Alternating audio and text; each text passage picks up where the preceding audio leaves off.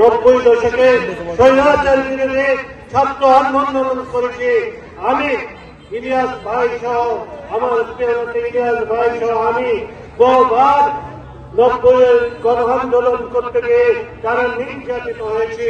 আমি ঢাকা বিশ্ববিদ্যালয় মজিবুল ছাত্র সংসদে ছিলাম। আমি ঢাকা বিশ্ববিদ্যালয় মজিবুলের প্রতিষ্ঠাতা ছাত্র দলের সভাপতি ছিলাম।